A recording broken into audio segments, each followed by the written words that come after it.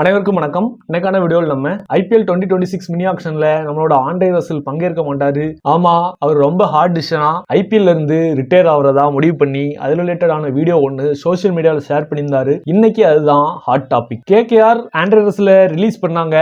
அதுவே பெரிய ஷாக்கிங் நியூஸா இருந்துச்சு. அது ரிலேட்டடா நம்ம சேனல்ல எக்கச்சக்க வீடியோஸ் போட்டிருந்தோம். அண்ட் ஆக்ஷன்லயும் எந்தெந்த டீம்ஸ் அவரை டார்கெட் பண்றாங்கன்ட்டும் நம்ம வீடியோஸ் நிறைய ஷேர் பண்ணியிருந்தோம். ரசல் ஓவரால் IPL இருந்தே ரிட்டையர் ஆனது உண்மையிலே பெரிய ஷாக்கிங்காக இருக்கு. அண்ட் அவரும் அதில் மென்ஷன் பண்ணியிருந்தாரு, நான் IPL மட்டும்தான் விளையாட மாட்டேன், அதர் T20 லீக்ஸ் எல்லாமே விளையாடுவேன். அண்ட் KKRக்கும் அதர் பிரான்ச்சைசஸ் நிறைய இருக்கு, அதுல நான் ஸ்டில் பிளே பண்ணிட்டே தான் இருப்பேங்கிற மாதிரி சொல்லியிருந்தாரு. என்னதான் இது சோகமான விஷயமா இருந்தாலும் ஒரு சந்தோஷமான விஷயத்தையும் அதுல கூடவே சேர்த்து ஷேர் பண்ணியிருந்தாரு. அதுல அவர் என்ன சொல்றாரு அப்படின்னா, நான் KKRல ஆஸ் அ பிளேயரா மட்டும்தான் விளையாடல, பட் கோச்சிங் ஸ்டாஃப்ல நான் இருப்பேன்ற மாதிரி சொல்லியிருந்தாரு. ஃபேன்ஸான நம்ம யோசிச்சிருப்போம், ஏன்னா ஆல்ரெடி KKR அவங்களோட கோச்சிங் ஸ்டாஃப்ஸ் எல்லாத்தையுமே ஃபுல் பண்ணிட்டாங்க. திரும்ப எதிரடா ஆண்ட்ரே ரசல் வருவான்னு நம்ம நினைக்கிறப்ப நியூவா ஒரு பொசிஷனையே கிரியேட் பண்ணியிருந்தாங்க KKR, அதான் பவர் கோச். சோ இந்த ரோலுக்கு ஆண்ட்ரே ரசல் நியமிச்சு KKR ஃபேன்ஸ் மட்டும் இல்ல, ஆல் ஓவர் த கிரிக்கெட் வேர்ல்டையே சர்ப்ரைஸ் பண்ணிருக்காங்க. பிகாஸ் இப்படி பவர் கோச்ன்ட்டு எனக்கு தெரிஞ்சு ஒரு பொசிஷனே கிடையாது. அதை KKR நியூவா கிரியேட் பண்ணது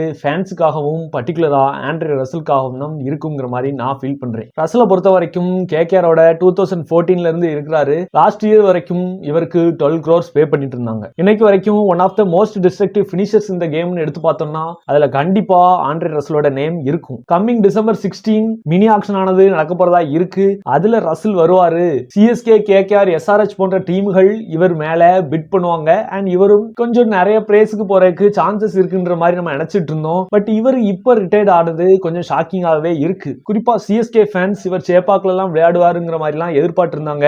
அண்ட் பர்டிகுலரா நம்மளும் நேத்துமே இது ரிலேட்டடான வீடியோஸ்லாம் நம்ம சேனல் நம்ம ஷேர் பண்ணியிருந்தோம். ரசலை பொறுத்த வரைக்கும் KKR 3 வாட்டி கப் வின் பண்ணாங்க. அதுல 2014 அண்ட் 2024 ரெண்டு சீசன்லயுமே இவர் KKRல தான் இருந்தாரு. இயர் 2015 அண்ட் 2019ல பிளேயர் ஆஃப் த சீசனாகவும் நம்மளோட ஆண்ட்ரே ரசல் தான் இருந்தாரு. பர்டிகுலரா அந்த 2019 சீசன் எடுத்துக்கிட்டீங்கன்னா KKR பொறுத்த வரைக்கும் சுமாராக இருந்தாலும் ரசலை பொறுத்த வரைக்கும் அந்த சீசன் வேற மாதிரியாக அமைஞ்சு. இந்த நியூஸ் கண்டிப்பாவே KKR ஃபேன்ஸை பொறுத்த வரைக்கும் ரொம்பவே ஹாப்பியா தான் இருக்கும். அதுக்கான ரீசன் என்னன்னு பார்த்துக்கிட்டீங்கன்னா, நியர்லி 10 இயர்ஸ் கிட்ட ஒரு டீம்ல விளையாடிட்டு அந்த டீம்ல இருந்து ரிலீஸ் செய்யப்பட்டு வேற ஒரு டீமுக்கு விளையாடுறப்ப ரொம்பவே கஷ்டமா இருக்கும். பட் ஆண்ட்ரே ரசல் அதை மென்ஷன் பண்ணியிருந்தாரு. வேற டீம் ஜெர்சிலலாம் என்ன வச்சு எடிட் போட்டிருந்தாங்க, அது பார்க்கறதுக்கு உண்மையாவே எனக்கு ரொம்ப கஷ்டமா இருந்துச்சு. இன்ஃபேக்ட் என்னோட தூக்கத்தையே அதெல்லாம் கெடுத்துச்சுங்கிற மாதிரி அவர் மென்ஷன் பண்ணியிருப்பாரு. CSK ஃபேன்ஸ் பொறுத்த வரைக்கும் இது எந்த விதத்துல கஷ்டமா இருக்கும்னா, அவங்க இவர் சேப்பாக்ல விளையாடுவாரு, ஸோ நம்மளோட அந்த பினிஷிங் ரோல் நல்லா இருக்கும், ஒரு நல்ல ஆல்ரவுண்டர் நம்மளுக்கு கிடைச்சிருக்காங்க. இது வரைக்குமே சென்னையில அந்த பெரிய பவர் ஹிட்டர்ன்ட்டு டோனி தவிர யாருமே இருந்ததில்லை. ஸோ